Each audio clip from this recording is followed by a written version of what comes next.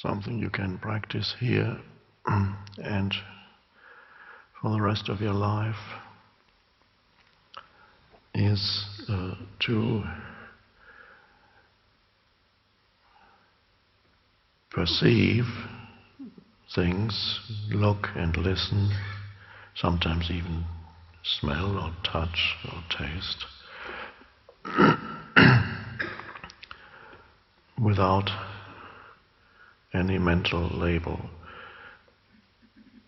This is an ideal environment to do it in nature, but you can do it anywhere, and it's not even a doing, we call it doing. Just you look at something, or even not just looking around. So either a specific thing, or you take in the totality of what's there, either in the room or out in nature, the sky, the trees, or you look at one thing and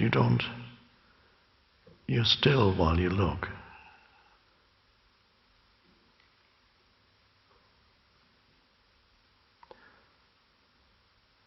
And that's very important practice. And then you listen. Various sounds arise most of the time, and then always two things are there. There's that which arises in your sense perception, listening, seeing. And there is the space of consciousness in which it arises. You can also call it the light of consciousness in which it is perceived, without which there would be no perception. And whenever you do that, you are not a person in that moment. You are not a person. You are what comes to the forefront is the transcendent dimension to who you are, the consciousness. And so you can sense yourself as the consciousness, which is the space for whatever is being perceived. And there's one can almost a kind of joy in that. An aliveness, a beingness. You can sense your own identity beyond who you are, beyond the person, by just perceiving something and then at the same time sensing your own presence, which isn't your own, but which call it your own, the presence.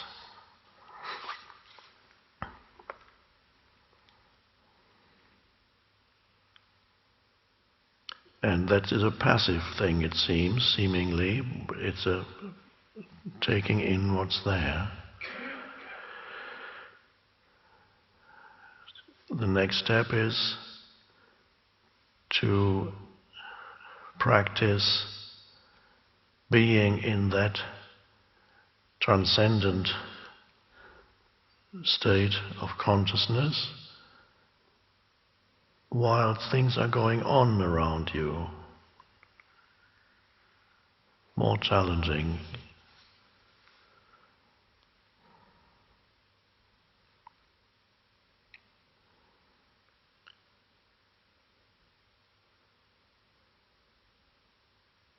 Being in that state while you're engaged in some activity. Start with simple activities. And again, the background is the presence. And you're doing whatever it is you need to do. For certain activities, of course, you need to think. Then the thinker will start up. That's fine.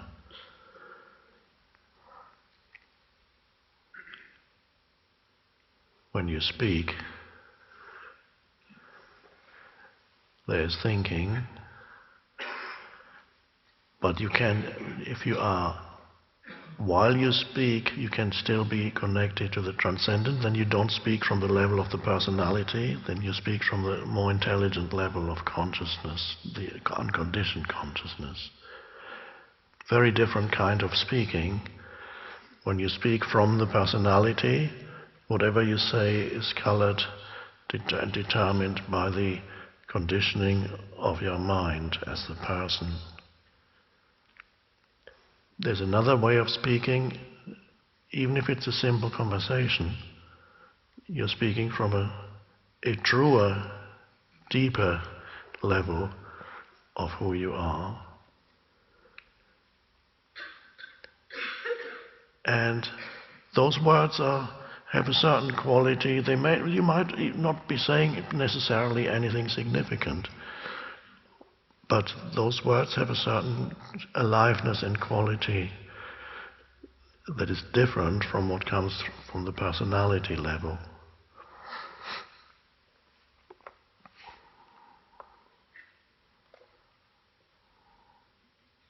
So at any given time, there's the two dimensions to who you are, one could say. For the time being, let's put it like that. There's the personal level, and there's the transcendent you.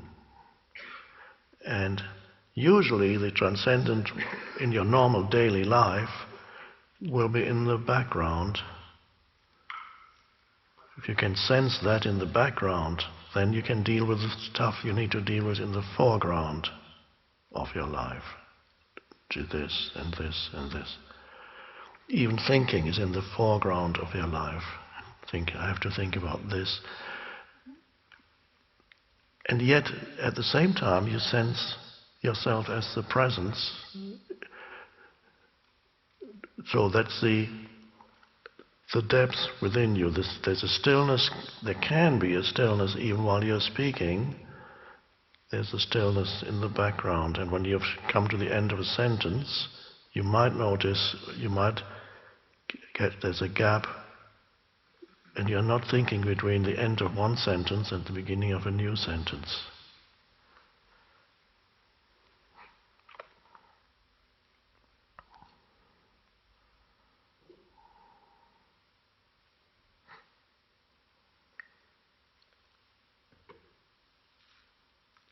And so more and more the transcendent self emerges more into your life, comes in more. And the conditioned self does not disappear completely, but the conditioned self becomes less dense. The density of the personality, that many people are in the grip of that. There's a heaviness to it. I can sometimes see how people carry this burden of a personality without not the slightest glimpse of anything beyond. And it's a terrible burden to carry. The only sense of self they have is that conditioned sense of self, and there's a heaviness to it and a density. And as the transcendent emerges more, the personality level becomes more lighter and more, one could say, transparent almost. So the light shines through more. The analogy you could use is a lampshade. When there's only the personality, the lampshade is so heavy, there's only a little bit of light shining through, but the layers of the lampshade are so thick that only very little comes through, and whatever comes through is totally formed by the lampshade. And then the shade gets a bit more transparent, and there's more light coming through. The same person is still there, the same lampshade, but there's a transparency to something deeper. And that's the only way you become more authentic, you become more truly yourself, the deeper, unconditioned self, which the Buddha calls the no-self.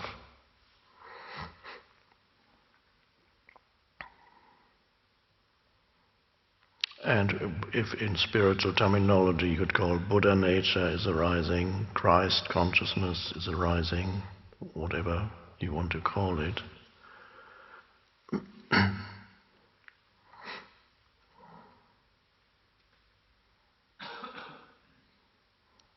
So you cannot love your neighbor as yourself, as somebody once said. He said, love your neighbor as yourself. But he didn't give that as a commandment, because he would have known that that's impossible for the personality. They missed a little bit when they wrote down what he was saying. He said, but the kingdom of heaven bit goes together with the loving your neighbor as yourself. So when you find that dimension within yourself, that is the kingdom of heaven, which in modern terms I would translate as the dimension of kingdom is dimension. Heaven is, in many languages, is the same word as sky. In French, in Spanish, in German. Heaven and sky are the same word. So Jesus uses this thing, the sky, the vast expanse of the sky, as the closest word he can get to describing the inner space, the inner spaciousness. Sky has no form. Sky, we have a word for sky, but sky doesn't actually exist. There is no sky. There just seems to be a sky, because what you're seeing as the blue, if it's blue, is just the light against the background of space. The darker the space behind it creates that illusion that there is something there. But if you travel upwards, you will never reach the sky. You may reach the clouds, and then you go to the clouds, and then there's more sky, and finally it's gone. Where was the sky? There is no sky. So it has no form, so he used the best word he could find was heaven or sky, the kingdom of heaven, the dimension of formlessness, which is within you, he said. And that's the most important thing you in your life, to find that. That's priority number one. And then, as you find that, then you love your neighbor as yourself, because you recognize the same formless essence in you is the same formless essence in the so-called other, and then you love your neighbor as yourself.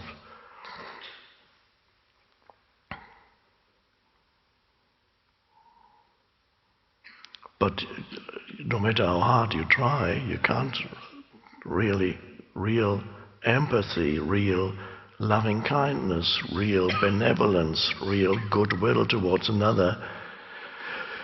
It's not really, you cannot sustain for very long if there's only the personality level.